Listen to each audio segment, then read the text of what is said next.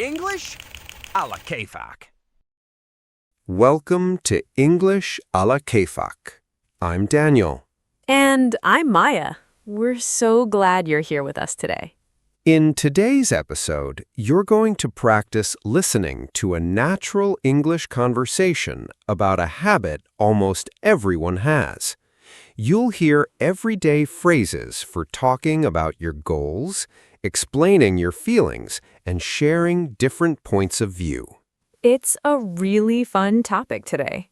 Have you ever had a brand new idea, something exciting you really want to do, and before you even start, you tell 5 different people about it?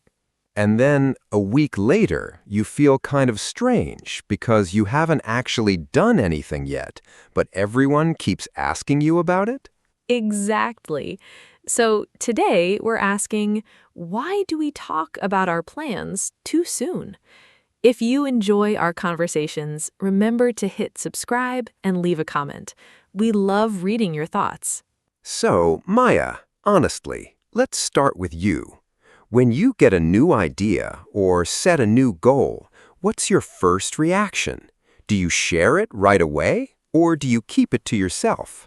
Well, to be honest, I usually tell people immediately.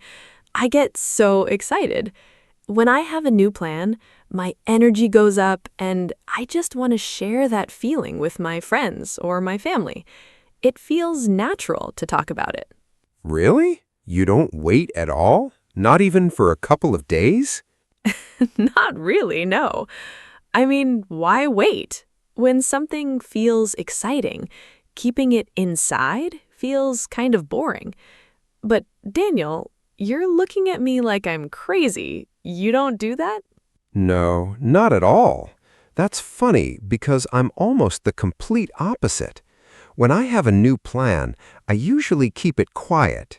I like to think about it alone for a while before I say a single word to anyone. Wait, really? Even with small things? Why do you keep it private? Well, I guess because when I tell people my plans too early, something changes. The moment I say the idea out loud, it stops feeling like my own little project. Suddenly, other people have opinions about it, and it feels heavier. That's interesting. You know, now that you mention it, I had an experience like that 2 years ago. It was actually a bit of a disaster. A disaster? What happened? Well, in January, I decided that I wanted to run a 10-kilometer race in the summer. At that time, I was barely running 2 kilometers a week. But I felt super inspired one evening, and I went to dinner with my sister, Sarah, and my friend, Elena. Okay, and you told them during dinner? Of course I did. I told them, this summer, I'm going to run a big 10-kilometer race. And they were so sweet. They said, Maya, that's amazing. You're going to do great. That sounds like a nice reaction. So why was it a problem? Well, the reaction felt wonderful that night, but the very next week, the messages started. On Tuesday, Sarah called me and asked, "Did you go for a run this morning?" Then on Friday, Elena sent me a link to very expensive running shoes and asked, "How is your training plan going?" Oh, wow. So they were checking on you constantly?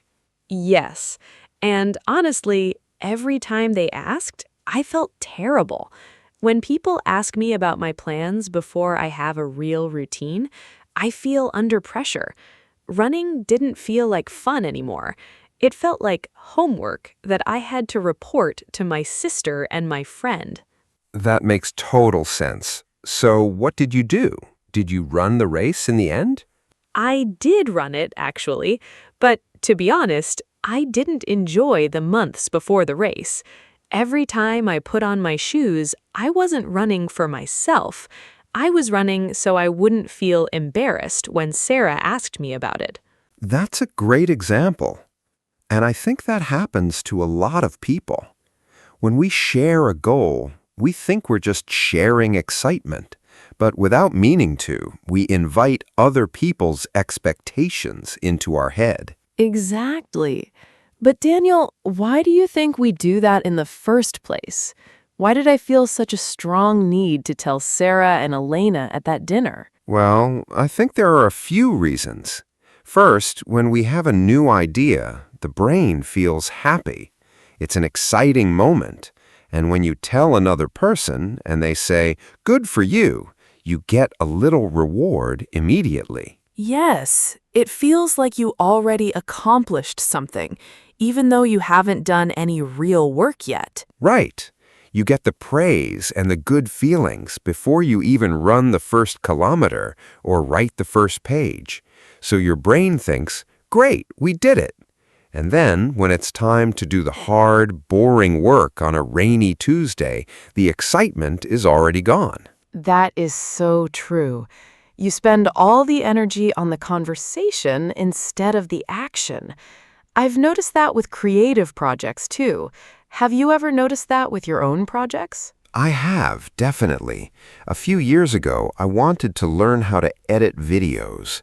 I told a couple of coworkers about it because I was really interested in making short travel clips, and they started giving me so much advice. One person said, "You should use this software," and another person said, "No, that software's too difficult. You have to buy this special camera." Oh no. Unwanted advice is the worst when you're just starting. Exactly. I hadn't even opened a single video file, and suddenly I was thinking about computer equipment, cameras, and editing styles. The simple, fun idea became very complicated and noisy. So I actually gave up before I even edited one clip. Wow. Just because of the conversations? Pretty much, yeah. When people give you advice too early, it makes the goal feel huge and complicated. But wait, let me push back a little on this, Maya. Is sharing our plans always a bad thing? I don't know. What do you think? Well, some people say that when you tell someone your goal, it helps you follow through. For example, if I tell my friend Mark, "I'm meeting you at the gym tomorrow at 7 in the morning," I'm definitely going to wake up and go. If I keep that plan to myself, I might just turn off my alarm and stay in bed. Okay, I see what you mean, but I think those are two completely different things. Making an appointment with a friend for tomorrow morning is a specific action. You're agreeing to do something together. That's true. But announcing a big life goal like, "I'm going to write a book this year," or "I'm going to change my career," that's different. When you announce a big identity goal like that, you're looking for support or admiration. I'm not sure I completely agree with dividing it so neatly. What if you tell one trusted person because you genuinely need their support? When I started thinking about changing my job a few years back, I didn't announce it to everyone, but I did tell one close friend. And having that one person listen to me actually helped me organize my thoughts. Okay, fair point. But notice what you just said. You told one person, and you chose that person carefully. Yes, that's true. You didn't tell 10 people at a party, and you didn't post it online. You shared it with someone who knows how to listen without judging or giving 20 opinions. That's a really important difference. It depends on who you tell and also why you're telling them. Exactly. When you share a plan because you need real help or clear feedback, that's useful. But when you share a plan just because you want people to say, "Wow, you're so smart and ambitious," that's usually when it backfires. That's a great distinction. It's about the intention behind the conversation. You know, last summer, I decided to build a simple wooden bookshelf for my living room. I had never built any furniture in my life. Really? A bookshelf? I didn't know that. See? I didn't tell you back then. I brought the wood, and I kept the whole project completely quiet.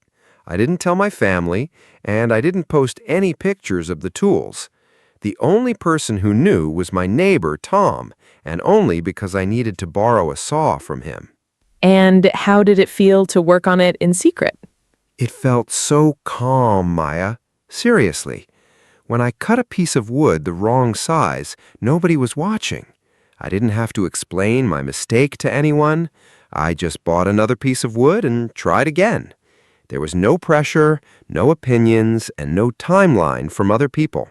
And when did you finally show it to people? Only after it was completely finished and standing in my living room with books on it. I invited some friends over for coffee, and they said, "Hey, where did you get that bookshelf?"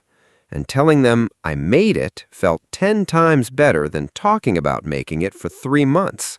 That sounds wonderful. Honestly, that story makes me think about how much energy we waste on talking.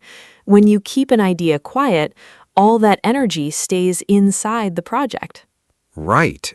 But let me ask you this, Maya. What about people who are naturally very social? Some people process their thoughts by talking out loud. When they can't talk about their ideas, they feel stuck. Do you think some people actually need to talk about their plans to make them feel real? Well, I guess that's kind of like me.